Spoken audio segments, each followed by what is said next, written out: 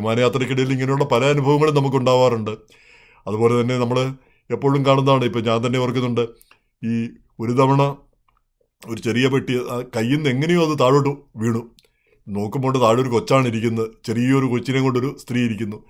അപ്പോൾ ആ വീണത് ഞാൻ വിചാരിച്ചു ആ കൊച്ചിൻ്റെ മേത്തെങ്ങാനും വീട് എൻ്റെ ഹാർട്ട് അറ്റാക്ക് വന്ന് ഞാൻ അവിടെ തന്നെ വീണു പോകുമെന്നാണ് വിചാരിച്ചത്. ഭാഗ്യവശാൽ അത് ഒരു ഒരു വളരെ പ്രായമുള്ളൊരു സ്ത്രീയുടെ പുറത്താണ് വീണത്.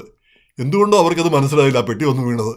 അതൊരു പ്രശ്നമില്ലാതെ തീർന്നു. എനിക്ക് അതിശയം തോന്നിപ്പോവുകയാണ് ചെയ്യുന്നത് എന്തുകൊണ്ട് ആണെന്ന്.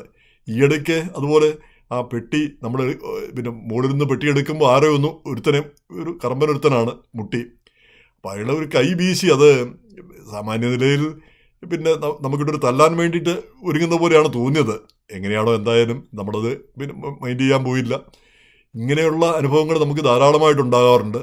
അപ്പം ഈ യാത്രയിലൊക്കെ കൂടുതൽ ശ്രദ്ധ ഉണ്ടാവേണ്ടതുണ്ട്. നമ്മൾ മുൻകരുതലുകളും ശ്രദ്ധയും ഒക്കെ ആവശ്യമാണ്. പ്രത്യേകിച്ച് ഈ യാത്രയിൽ നമ്മൾ പോയി തമാശകളൊന്നും പറയരുത്. ഇപ്പോൾ അവിടെ ചെന്നിട്ട് പല പിന്നെ തമാശകളും ഒരു പാർട്ടി ഏതാനും വർഷം മുമ്പാണ് ഡൽഹിയിൽ ചെന്നിട്ട് പിന്നെ ഈ അവരുടെ ഭാഷയും മനസ്സിലാവുന്നു ഇല്ല. അവർ വിമാനം ഡൽഹി വഴിക്കോ മറ്റോ പിന്നെ പോകുന്നതാണ്. പിന്നെ മോസ്കോ വഴിക്ക് ഡൽഹിക്ക് പോകുന്നതാണ്. അപ്പോൾ മോസ്കോയിൽ ചെന്ന് കഴിഞ്ഞപ്പോഴത്തേക്ക് അവരുടെ ഭാഷയും മനസ്സിലാവുന്നില്ല. അപ്പോൾ അവർ ഈ പെട്ടിക്കകത്ത് എന്താണ് ഉള്ളത്, സൂട്ട് കേസിൽ എന്താ ഉള്ളതെന്ന് ചോദിച്ചപ്പോൾ അതിനകത്ത് ബോംബാണ് ഉള്ളതെന്ന് ദേഷ്യം പിടിച്ചിട്ട് പറഞ്ഞ്.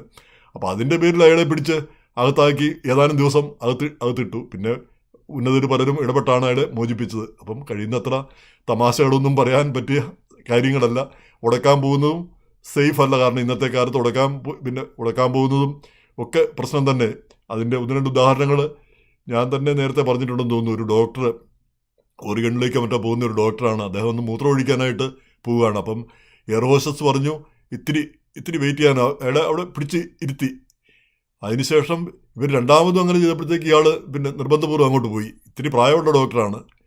അപ്പം എയർപോർട്ടിൽ ഇറങ്ങിക്കഴിഞ്ഞപ്പോഴത്തേക്ക് എന്താ അയാൾ നേരെ പോലീസ് പിടിച്ചുകൊണ്ട് പോകുന്നു, FBI വന്ന് പിടിച്ചുകൊണ്ട് പോകുന്നു. അപ്പോൾ അതിൻ്റെ കാരണം ഇവർ പറയുന്നത് അത് പിന്നെ ഈ സ്ത്രീ റിപ്പോർട്ട് ചെയ്ത് ഇയാൾ ഏതാണ്ട് കുഴപ്പക്കാരനാണ്, അവർ അനുസരിച്ചില്ല, എന്തോ പ്രശ്നം ഉണ്ടാക്കിയെന്നുള്ള രീതിയിൽ.